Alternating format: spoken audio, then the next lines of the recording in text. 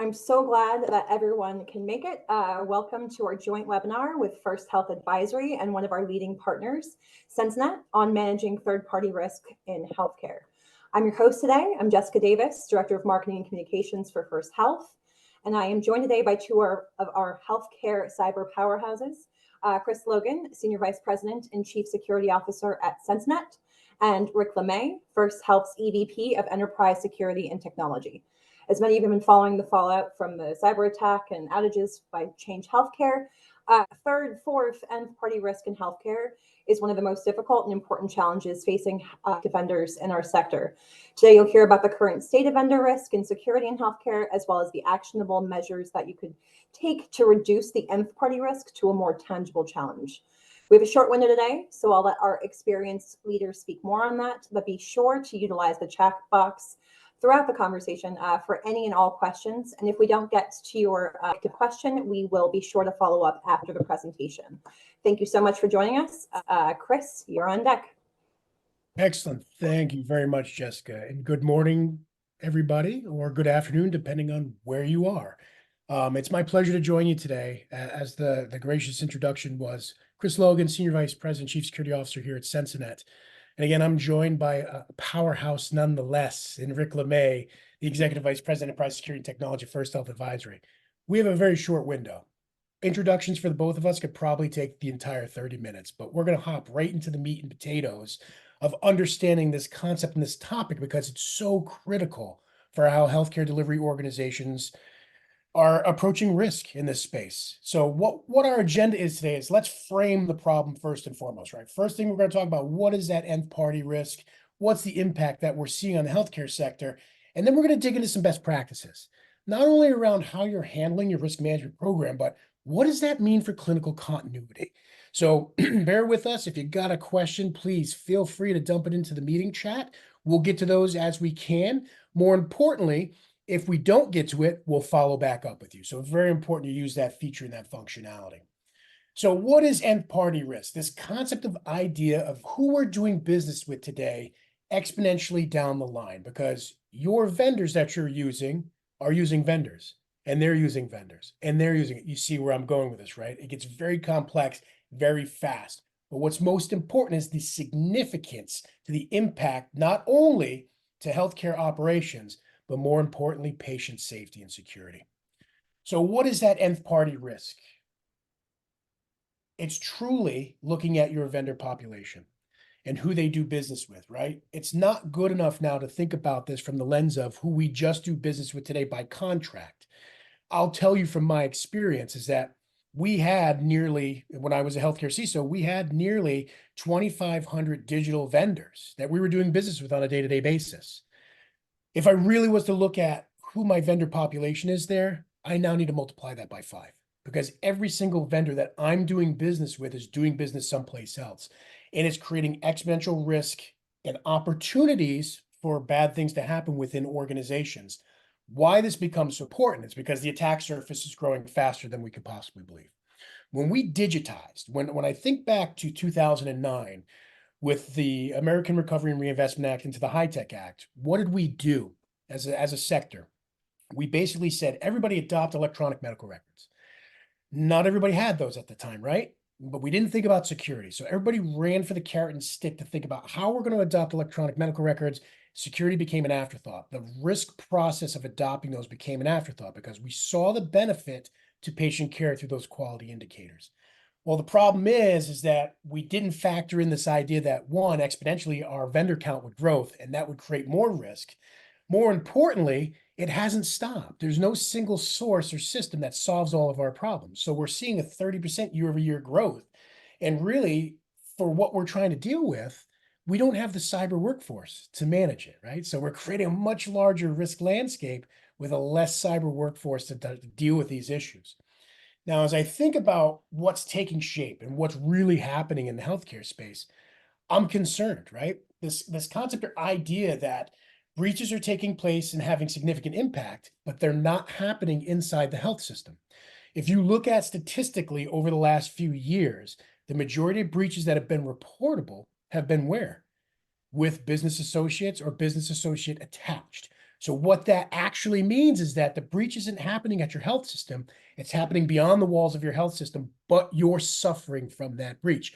One, because it's impacting patient care, patient delivery, but two, it's brand awareness for your organization as well. Because even if that fourth, fifth party gets breached, it's still coming back to your organization. Again, framing it this way, if you think about those tentacles and how far it goes out, cyber risk in this space becomes very critical to patient safety. I've seen a lot of new updates and reports coming out looking at how those impacts of ransomware across that ecosystem could have a dire impact to patient care and patient safety. Latest report came out, looked at some correlation, not causation, related to estimations with ransomware from a Medicaid population. This could be dire. It could be critical to the patients that you're serving. So really, we need to be hyper focused on what do we need to do to have clinical continuity to deal with the bigger problem of nth party risk. So systemic risk to the entire health sector. I'm not going to beat up Change Healthcare. Okay, that's not my intention today. Bad things have happened. We need to learn from this. Not only do we need to learn from it, we need to prevent it from happening. So I'm not going to dive into this slide. I don't know if Rick wants to talk to this at a high level, but the gross reality is that the cyber attack that we've seen recently over the last few years, quite honestly, we've seen one or two really big episodic attacks. It has really crippled the hospital and healthcare delivery system across the country, across the globe, quite honestly, if you start to think about it from a global scale. So what do we need to start to think about and start to do to start to solve these problems? Well, it's not that simple, because what also is happening and what you're seeing take place is that small incidents become very big, very fast. If you think about last year, fourth party risk with the Move It solution, how did that impact healthcare? Well, a majority of our healthcare brethren were using some vendor who was using a fourth party solution to solve for some kind of business critical operation. We have to be more in tune with this. And we're going to share with you some ideas here, not only about managing a third party, but what does that mean from a recovery perspective? And then more importantly, as I hit this last slide before we get into this dialogue and conversation, oh boy, you're dealing with some innovation, right? Because this is coming at you fast and furious. Every vendor that you're doing business with today is going to claim or have some claim that they have some form of diffusion of AI within their platform, right? Architecture, whether it's reality, it doesn't matter. You need to be prepared to deal with this issue right now. And if you're not, you're 4 steps behind, right? You need to be asking the right questions, asking your vendors those right questions as well, so you can limit the risk and exposure in the threat landscape that this new issue of innovation brings into this healthcare ecosystem. And what's most important here is that we're seeing innovation outpace strategy and governance. This can't happen. You cannot have this happen. Strategy and governance need to be the cornerstone, the key element of the program that you're running to start to solve for these problems. So let's get into this, right? Strengthening resiliency here. What are those best practices that we're finding, that we're seeing, not only for risk assessment, but business continuity and incident response?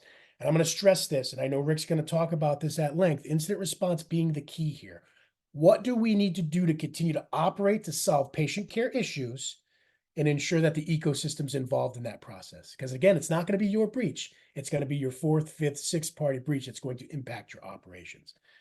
So now I'm going to sit on this slide for the rest of the time, right? And we're going to kick this tire a little bit and talk a little bit, but I'm going to start by looking at it from the risk assessment side. This is kind of the bread and butter, what we do here at Censinet.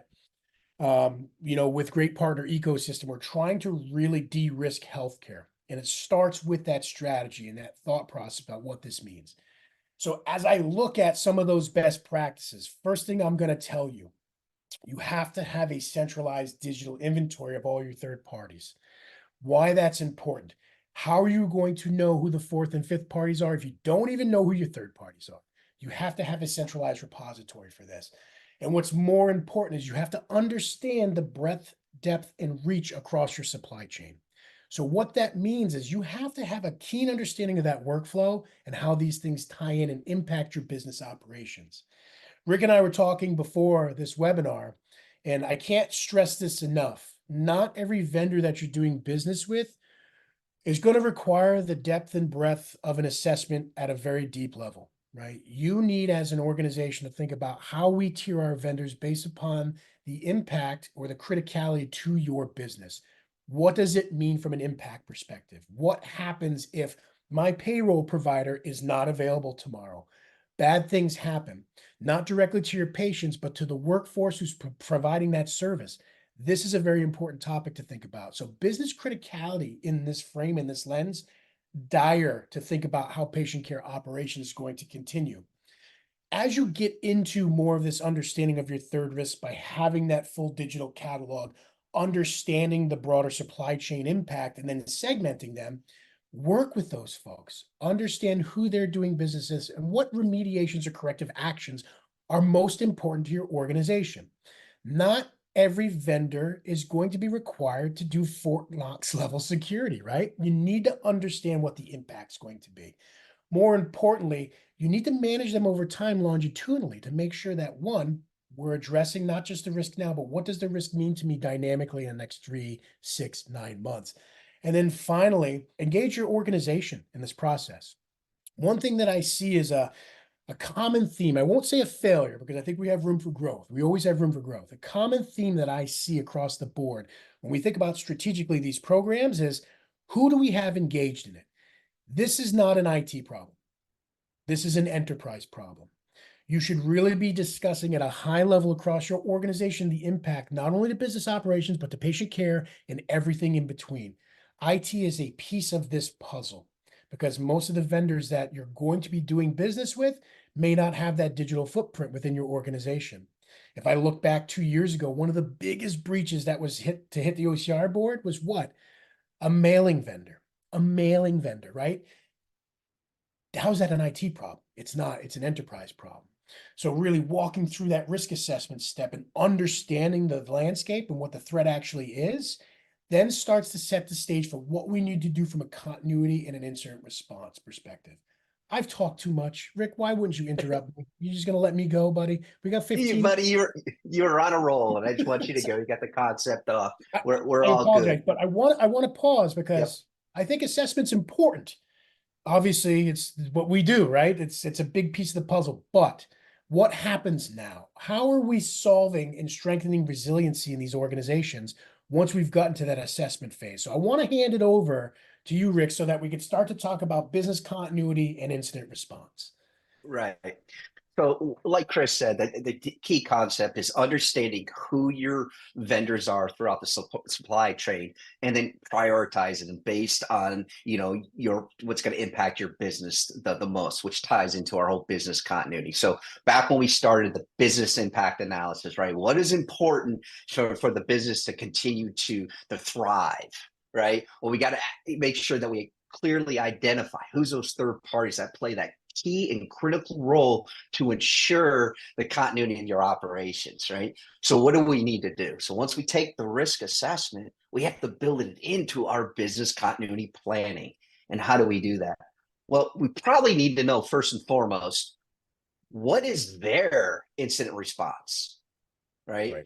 So, and then what is their response to their third party, their fourth party, that nth party risk, right? Identifying that. So how are they going to respond? And then what is their responsibility to you, if an incident does occur, right? Based on that information, then we can turn around and start developing our downtime procedures. What do we need to do? We potentially know how long the third party could be down. If it's a critical third party, how long are they going to be down for? We build our downtime procedures to work towards that. And then we develop our contingency plans. And then a key component of that during this, when an event does occur, what is that reporting criteria? When is the third party responsible for reporting to you as the primary when an incident occurs? Because it may not seem to be a significant incident for that third party, but it could be critical to you. So you have to have that open communication, right? So understanding their incident response, how they're going to respond, so you can build your processes around that for continuity of operations. And then what is that open communication? What is that reporting going to happen?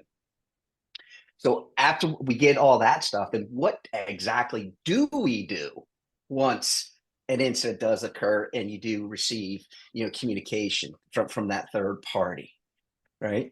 We have to develop, just like we develop a ransomware playbook, we develop probably a, DOS, email compromise, multiple playbooks of the common threats out there. We kind of need one around the third party because it's a different process, because you're not the one who's actually fully engaged into isolating and dealing with that incident. What you're trying to do is you're trying to put that wall up, right, to prevent them from spilling over into your environment.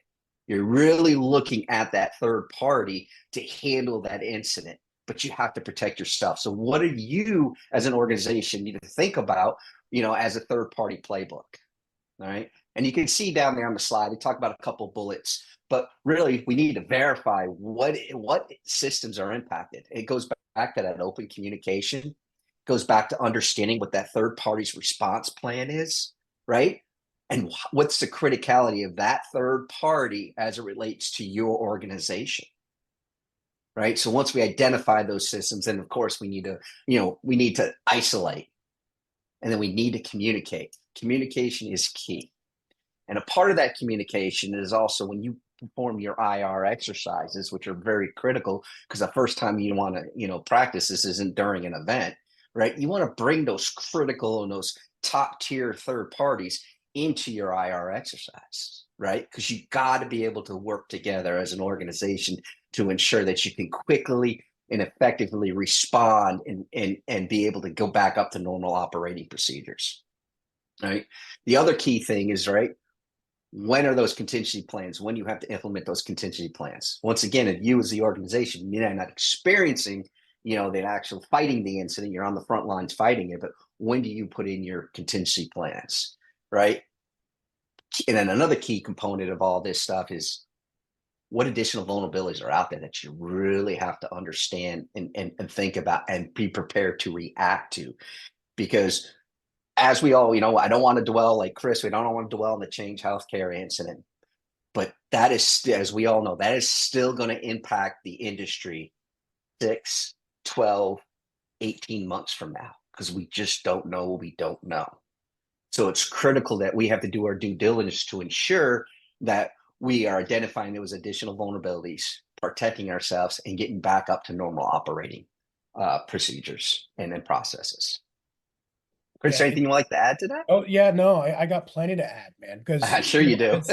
as you think about this larger picture, right? I'm going to go back to the assess side.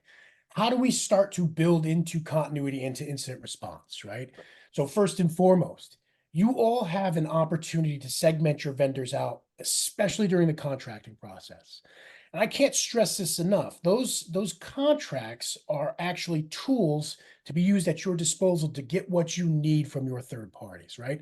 So whether that is building into your contracts, if it is a critical vendor for your business operations, the ability to conduct a tabletop exercise with them on an annual, biannual, whatever that pace is for your organization.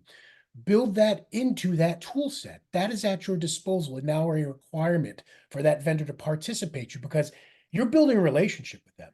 This isn't, hey, we're just going to buy some widgets from you. No. They're a part of your critical business operations to provide patient care or business operations on the other side, right? So you need to make sure that you're building into your contracts, first and foremost, the idea or the capability to have them participate in these processes with you.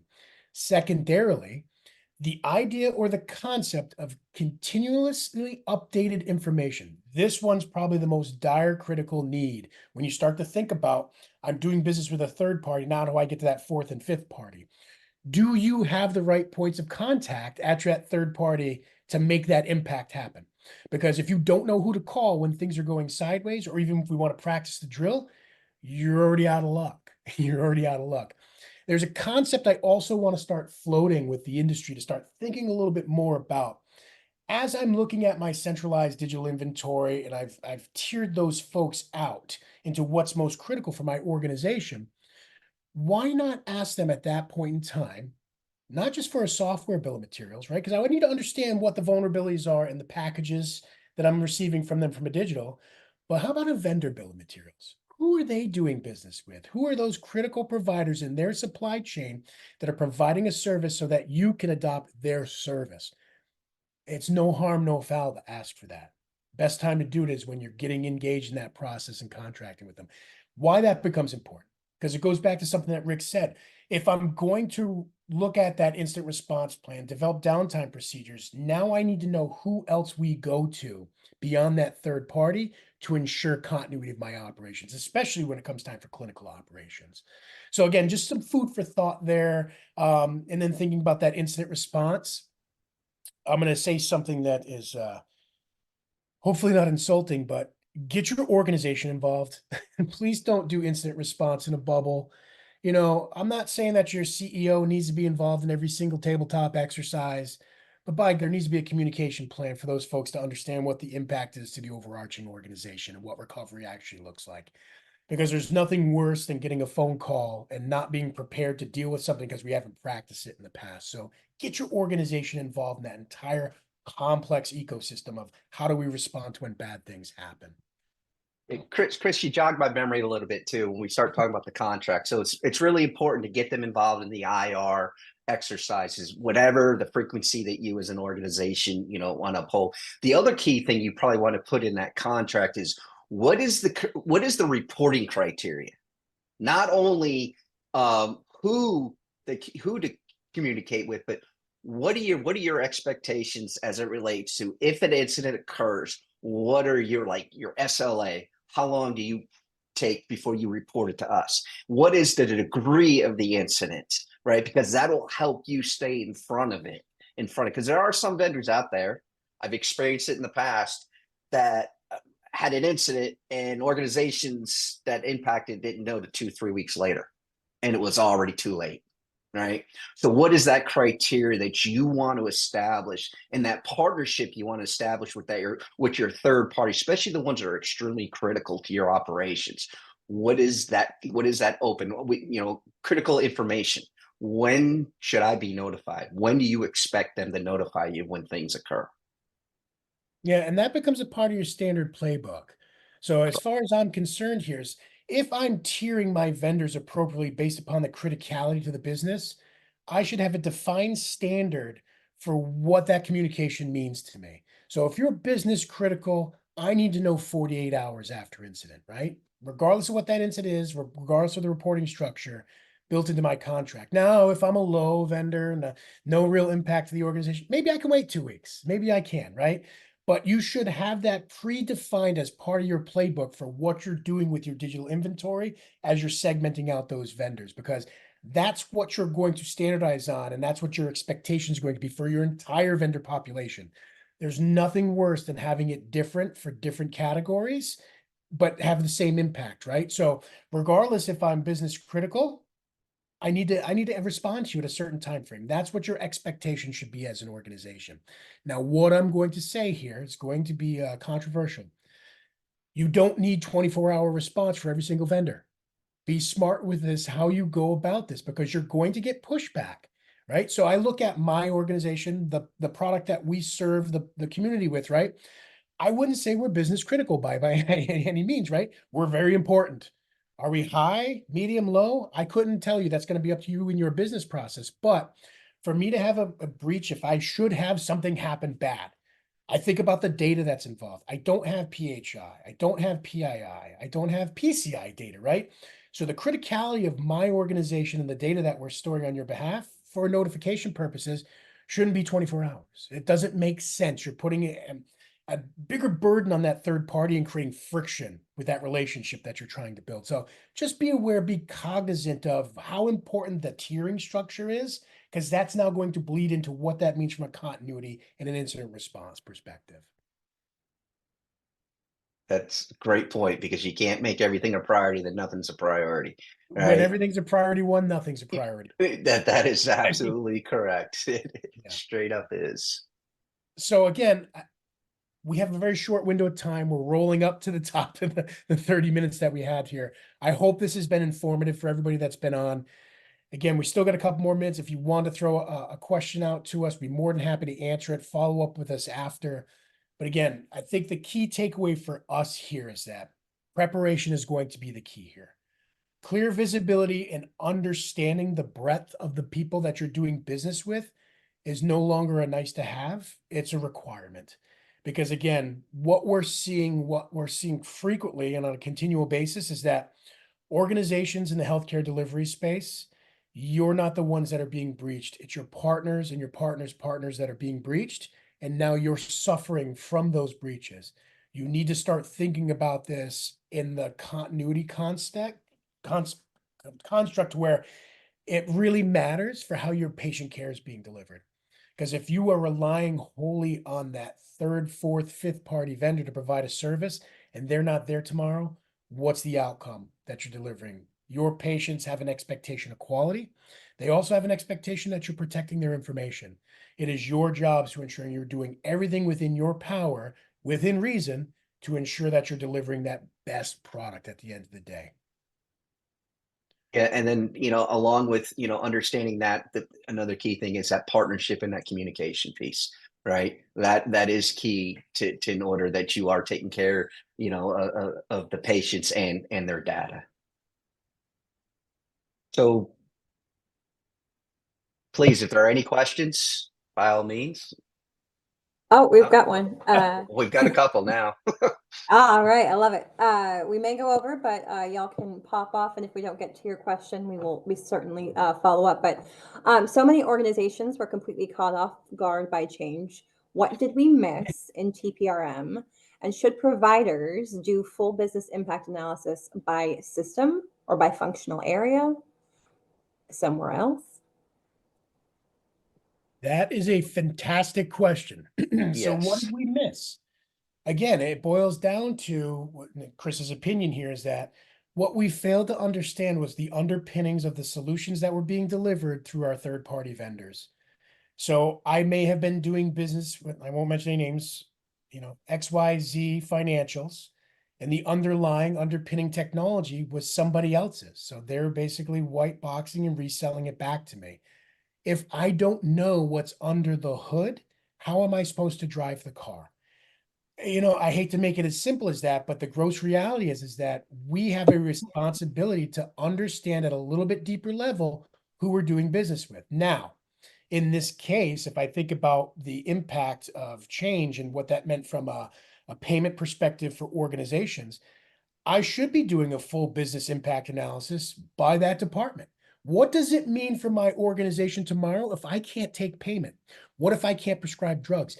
Heaven forbid if I can't see what I need to see through radiology, right? These are big problems. Understanding at a deep level what the impact is to the business and then digging back in through, wading through those third parties that are providing those services back, critical in that business impact analysis. And it can't be done one by each. It's got to be looked at from a functional area. What you will find, and I hate to beat this drum, is that it's now going to be interconnected throughout your organization. So it's not just going to have an impact to radiology. So if radiology is down tomorrow because that technology is not available because the third party failed in delivering it, it impacts every area of patient care. So again, it's a much larger enterprise discussion. It's not isolated to one single element within the org. I agree with that. I look at it as, everything Chris said, I look at it as a system of systems. You have to look at it from a system of systems. So a functional area is the proper way to show that interoperability and show that dependencies throughout the entire enterprise. And in addition to that, it also makes it an enterprise problem. It's not a system problem. It's an enterprise problem because you have all those dependencies that you're identifying, throughout your entire organization. Thank you, guys. We have one more question. And again, if you have to jump off, it's okay. We will be sending a recording to registrants. So, but last question, we deal with hundreds of companies and thousands of applications, and inventorying asset visibility itself is a challenge, especially with limited staff resources. Any tips on how to efficiently gain third-party visibility, who we are interacting with and where, and how to pare down the highest risk? So I have a lot of thoughts here. I have a lot of thoughts. And it really, I'm going to break it down to its simplest form is that in your organizations, there should be no asset that comes in that's not approved by the people with the purse strings, right? So you should have a very thoughtful procurement process for anything that comes into the organization. As it goes through that procurement process, it gets added to your asset inventory once it's approved to be a part of your organization, right? So we have to get more mature in this process. And I know this is a tough pill to swallow because I came from the side and I was in academic medicine. It's amazing how many credit cards buy things and they just show up on the network, right? I understand that happens. So there are compensating controls there that you should be deploying to understand what the makeup is across your networks. When something new gets added, you should be getting a notice that say, hey, something just plugged into your network, right? What is it? What's its makeup? What is it intended purpose, right? And that may not come through your procurement arm, but you have to look at this from a layering perspective because some things are going to slip through the cracks. Now, when I say this, I'm fully respectful when I say this, but again, not everything that's coming through that procurement process requires Fort Knox level security. You need to understand what the impact is to your organization.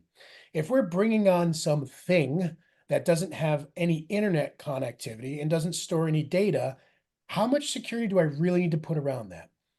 That's a question for your organization. I would tell you it would depend on where we're putting this thing. Is it segmented off? There's other compensating controls that should be put in place. So it's not a single simple answer to solve for this problem, but it's more of a maturing of your organization, thinking about those compensating controls and how you're handling the differentiation between the tiering and segmenting of those vendors that's supporting you in that business journey. Rick, you got nothing there? Come on, man.